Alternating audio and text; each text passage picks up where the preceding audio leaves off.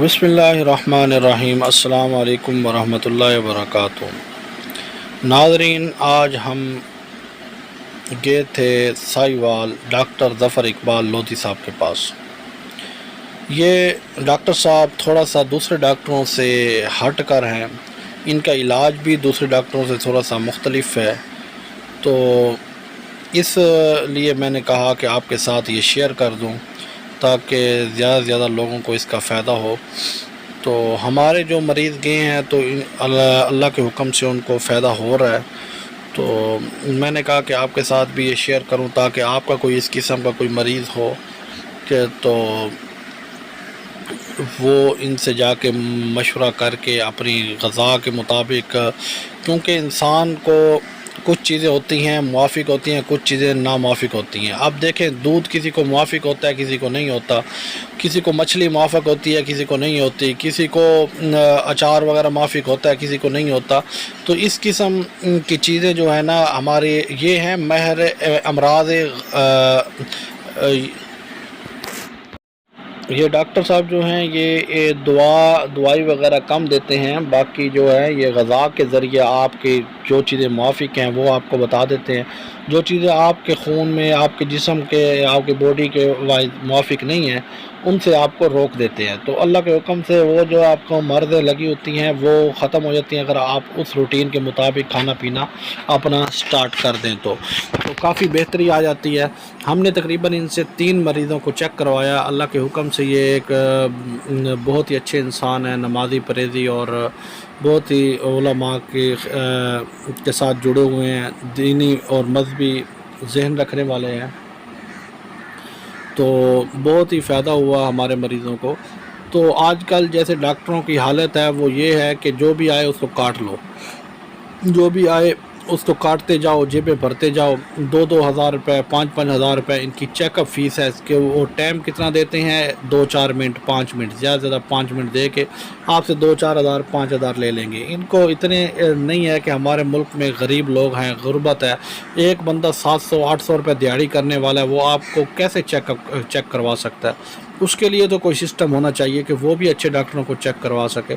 اور یہ پہلے ٹائم سرکاری ملازم بھی ہوتے ہیں، سیکنڈ ٹائم کلینک بھی چلا رہے ہوتے ہیں۔ کلینک پہ تو کوئی ڈسکاؤنٹ غریبوں کے لیے رکھنا چاہیے، کیونکہ ہر بندے نے چیک کروانا ہوتا ہے، صرف امیروں کے لیے تو نہیں بنے آپ غریبوں کا بھی خیال رکھیں۔ غریبوں کے یہ ڈاکٹر صاحب جو ہیں یہ امیر غریب ہر ایک کا خیال بھی رکھتے ہیں۔ ایک تو یہ چیز دوسرے ڈاکٹروں سے ان میں مختلف ہے۔ دوسرا یہ ہے کہ یہ علاج جو ہے یہ بالغذا کرتے ہیں، کوئی دوائی وغیرہ اتنی خاص نہیں دیتے، آپ کا علاج جو ہے آپ کی باڈی کے موافق جو غذائیں ہیں اس کے مطابق کرواتے ہیں۔ تو کافی لوگوں کو فائدہ ہو رہا ہے، وہاں بھی کافی سارے مریض آتے ہیں، وہ بھی بتا رہے تھے، دوسری تیسری مرتبہ آ رہے تھے، وہ کہتے ہیں ہمیں کافی یہاں آنے کے بعد کافی فائدہ ہو رہا ہے۔ دوسری بات جو دوسرے ڈاکٹروں سے ان کی مختلف ہے کہ دوسرے ڈاکٹر جو ہیں وہ آپ کی کم سنتے ہیں، اپنی زیادہ سناتے ہیں، اور منہ ایسے غصے کی طرح کر کے بیٹھے ہوتے ہیں کہ کوئی بات نہ کر دے، کوئی کچھ پوچھ نہ لے، بس جلدی جلدی مریض کو نکالنے والی بات کرتے ہیں۔ یہ ایسا نہیں، یہ تسلی سے آپ کی بات سنیں گے، تسلی سے اپنی بات آپ کے ساتھ شیئر کریں گے، اپنا مشورہ دیں گے، اور آپ کو صحیح طرح چیک کریں گے، تو صحیح اور پورا آپ کو ٹائم دیں گے، گائیڈ کریں گے، سارا نظام ہے۔ اور یہ آپ جس طرح بھی کی بات کھٹی میٹھی کر لیں تو یہ محسوس نہیں کرتے۔ تو دوسرے ڈاکٹروں سے یہ بات بھی ان کی بالکل مختلف ہے کہ آپ کی ہر بات سننے کے لیے ان کے پاس دل جگر ہے کہ اس کو برداشت بھی کرتے ہیں، اس کا جواب بھی دیتے ہیں، اور اس کو سنتے بھی ہیں۔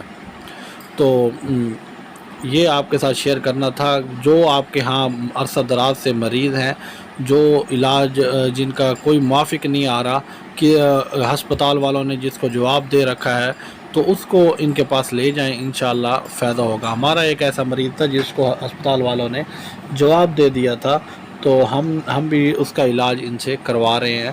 تو باقی شفا اللہ کے ہاتھ میں ہے، وہ جس سے بھی چاہے دلوا دے، تو وہ مالک ہے، وہ ہر چیز پر قادر ہے۔